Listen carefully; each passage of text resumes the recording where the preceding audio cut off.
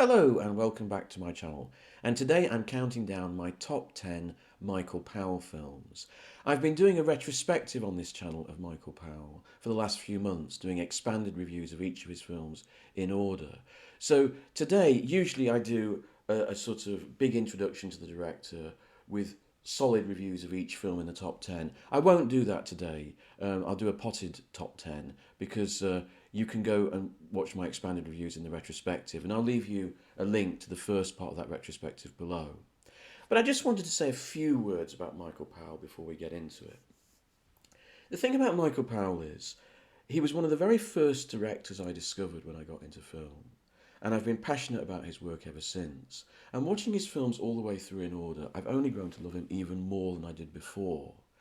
But I have an uncomfortable feeling about Michael Powell that in cinephile circles, in sort of serious film circles, he's regarded as kind of everyone's favourite guilty pleasure, right? Everyone loves his lurid, technicolor, Jack Cardiff photographed fantasies, but they're not taken as seriously, I don't think, as, say, the great art directors like Antonioni and Rossellini and Tarkovsky. They're not even taken as seriously as other sort of more mainstream but highly regarded directors like John Ford or Howard Hawks. Why? Because I think his talent is comparable. I think there are four reasons. The first reason, very simply, is that Powell was English. And British cinema became a victim of film history because the Nouvelle Vague in the late 50s, early 60s, the new cinema coming out of Paris and France, was very dismissive of British cinema. Truffaut famously said there's an incompatibility between Britain and cinema. And they were great arbiters of taste, those directors and critics. And French critics turned against British cinema almost en masse. Certainly Caillet did, Positif less so. And the American and British critics of the time were highly influenced by the French critics and took their lead, really, and started to dismiss British cinema completely. I mean, Jean-Luc Godard famously said, "What has Britain produced cinematically? Rien, or nothing," which is rather Anglophobic and also rather ignorant of him, I think. But it's not just the fact that, Powell happens to be British cinema. He is very English. The way he thinks, his sense of humour, his interests, the whole essence of his cinema, its style of thought, its whimsicality, its slight winsome nature, is very, very English.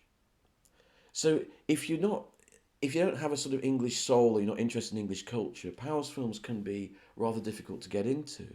I remember that the Chicago-based critic Jonathan Rosenbaum said he found the films very difficult to write about, and one of the reasons was because they were English to the core. What's interesting about that, it interests me as someone who is English, is that Powell is an odd one out in British cinema. He doesn't really follow the usual strains of British cinema like social realism or documentary. He stands out, and as I've said many times in my retrospective in the last few months, he's as much a Celtic filmmaker, a Scots or Welsh filmmaker, as he is an English filmmaker. He has a pagan soul. He's not a stiff, stiff upper lip type Englishman. He's more of a sort of pagan, old style, country squire type of Englishman. That's the feel of his films. And what's also distinctive here is this. British cinema often falls between two stools. It either looks to the West and it tries to ape American cinema. The British studios, tiny though they were, tried to ape the style and continuity editing of the American studios. And often British directors, they make one or two films, then they bugger off to Hollywood, like Ridley Scott or Christopher Nolan. Or British filmmakers look east to Europe and the great art cinema on the continent, and they try to imitate it. So what is British cinema? In a sense, Godard had a point. It's rien. What is it? It's a halfway house between these two stools. And this is where Powell is so important. Because here is a distinctively and uniquely and only English cinema. That's what it looks like. He offered a road that wasn't travelled, Michael Powell. He showed what British cinema could be. But unfortunately, very few directors have picked up the baton and been able to sustain a successful career in England, making English cinema. Maybe only the Ealing comedies. That's the first point. The second point is the P word, politics. Now, I don't think that Powell really much declared his politics, and certainly you couldn't call him a Tory in the modern sense that we understand that. I mean, he would have hated post-Thatcherite conservatism. But he was conservative with a small c. He believed in the land and its people. He believed in the old eternities of faith, land, family. You know, there's nothing progressive, as we understand that term, in Powell's cinema.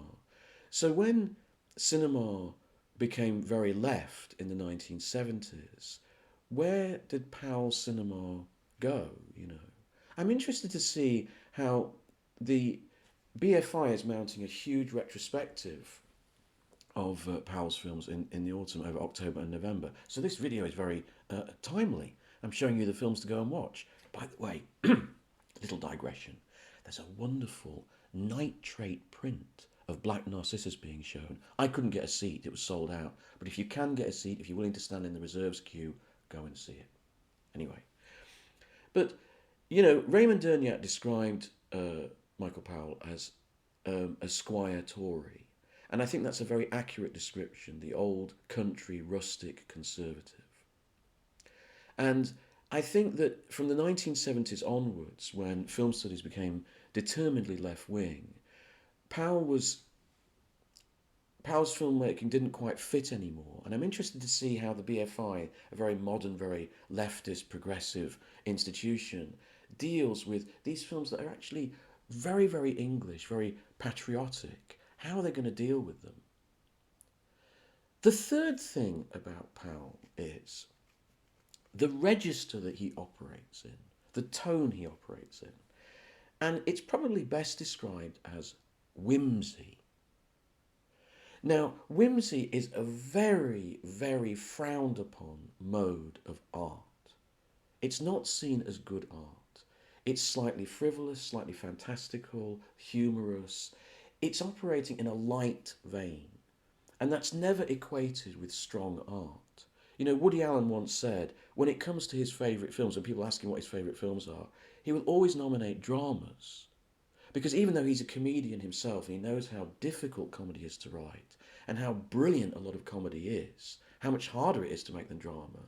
Ultimately, people think seriously about their own lives, so they always go back to dramas. Well, all of Powell's films, to a certain extent, are made in whimsical tones.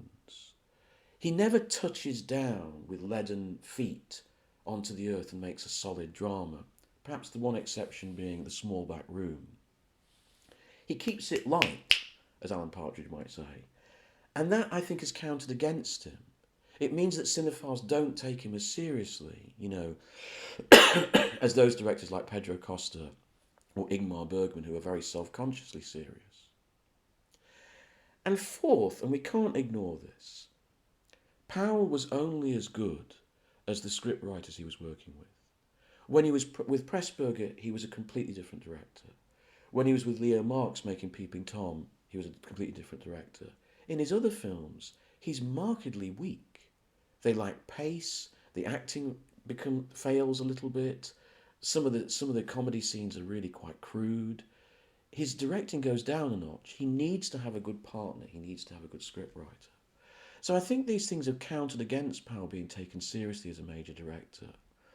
But when I first saw Powell, one of the very first films I ever saw when I got into film and I went to the National Film Theatre was Matter of Life and Death. And I had never seen, could never have conceived of a British film that was so light on its feet, clever, confident, had a bit of swagger about it, that was so fun and was so in and of itself, not trying to be American, not trying to be European, not trying to be anything other than what it was, its own aesthetic.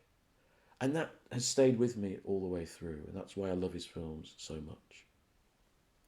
Okay, let's get into my top 10. But first of all, I must mention my 11th place. I love Powell so much that the runner up film has to be mentioned. I've mentioned it many times on this channel. It is The Small Back Room, which is a departure for Powell and Pressburger. It was more of a character study, more of an interior drama. It's a little bit leaden in places, but I think it's a major film. It's often ignored. And it gives us a real clue as to what Powell really felt about the British effort in the Second World War. It's a great addition to the British noir cycle about this bomb disposal expert who is having to defuse these new bombs devised by the Nazis. It's an excellent film, so if you haven't seen it, go and watch it at the retrospective at the BFI. My 10th place goes to the start of the Powell Pressburger journey, really. They made two wonderful films with Conrad Veidt, The Spy in Black and Contraband, again, which are often ignored, but are terrific fun, both with Valerie Hobson. But the really explosion of talent and what Powell and Pressburger could bring to cinema came with 49th Parallel, a completely bonkers piece of propaganda designed to get the Americans into the war, which takes Nazis as its heroes on an odyssey across the Canadian frontier to try and get to the American border. No one else would have done this. I find this film endlessly fascinating. It's so weird. And I love the opening credits music by Ray Vaughan Williams, which is also a favourite of King Charles. In ninth place, a bit of a sentimental choice. I'm going to pick Michael Powell's first independent feature, made before he met Pressburger, The Edge of the World, filmed on the Scottish island of Foula, a tale of ordinary island folk in the Scottish Isles, wondering if they can still sustain their life out there or whether they should move to the mainland. It was a passion project of Michael Powell. And in a sense, its Celticness, its paganness, its love of islands are themes that run through the rest of his work, right up until the end. I find it a very moving film. I cherish it. In eighth place is the film that I think is the most underrated Michael Powell film of all, and the last film, a great film of the Powell Pressburger cycle, Gone to Earth, the one with Jennifer Jones as a gypsy girl caught between a dastardly squire and a nice, though rather uncertain, pastor. I love the colours. I love the pagan quality of the film. I love the mystery of the English countryside, filmed in Shropshire and on the Welsh border. Absolutely adorable film. In seventh place, I know a lot of people will be upset with me because this is many people's favourite Powell Pressburger film, is The Red Shoes. I only put it this low because I'm not particularly interested in ballet or the story, but it is a masterpiece. I agree with Raymond Derniat that the ballet sequence is one of the great sequences in world cinema. It's so inventive, it's so beautiful, the production design is incredible. Anton Walbrook and Maurice Shearer are just fabulous. This is a masterpiece and it deserves to be in the top 10. In sixth place, I Know Where I'm Going. That wonderful, whimsical romance on a Scottish island between Wendy Hiller and Roger Livesey. On the surface, a very silly, fluffy film, but with all sorts of deep, darker adult undertones. And I love the presence of Pamela Brown in this film. An utterly adorable film. It never goes away. A very charming myth to live by, I think. In fifth place, The Problem Film. The film that sort of divides Michael Powell fans. Some people, like myself, worship it and see it as a key film for understanding Powell as a director. Other people reject it slightly, and that film is A Canterbury Tale. It's a flawed, strange, broken film, a misshapen film, run round a rather odd plot idea of this guy putting glue in women's hair. It has rather uncertain leads. One of the leads was an actual American soldier, an amateur actor. None of the characters are particularly well developed. They're not particularly sympathetic or brilliantly acted.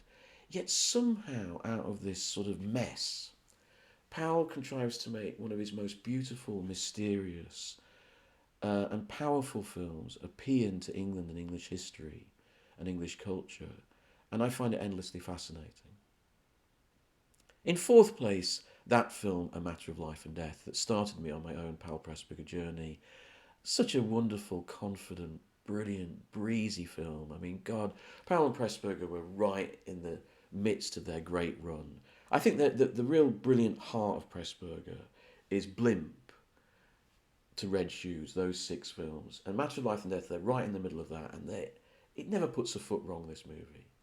It's got a wild conceit, a crazy conceit. You know, this man torn between an afterlife in black and white and a gorgeous colour, where he falls in love with this woman over a radio call. It's completely nuts. No one else could make it work.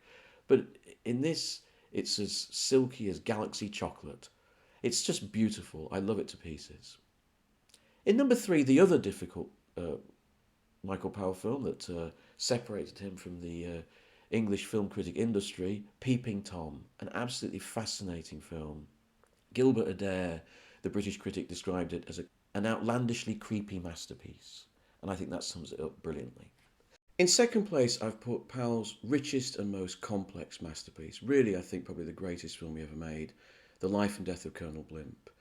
I was blown away watching this film all over again for my retrospective. I'd forgotten just how good this film is, just how good Roger Livesey's performance is, how good Anton Walbrook is, how brilliant Deborah Kerr is in three different roles, but also the richness and complexity of this film as a portrait of different kinds of Englishness in competition with each other, and a portrait of Britain through the early half of the 20th century. It's an incomparable film. It's a real masterpiece, a genuine English epic. But at number one, I'm sorry, I indulged myself. I've got to put Black Narcissus. That film is right here. I am in love with its lurid, gaudy weirdness. I'm in love with the faces of Deborah Kerr and Kathleen Byron and Gene Simmons. I love the cinematography. I love the weirdness, the wind rustling through that, high Himalayan monastery. I just adore this film. I can't get away from it. I know I should be picking Blimp or Peeping Tom, but Black Narcissus will always be one of my favourite films. I absolutely adore it.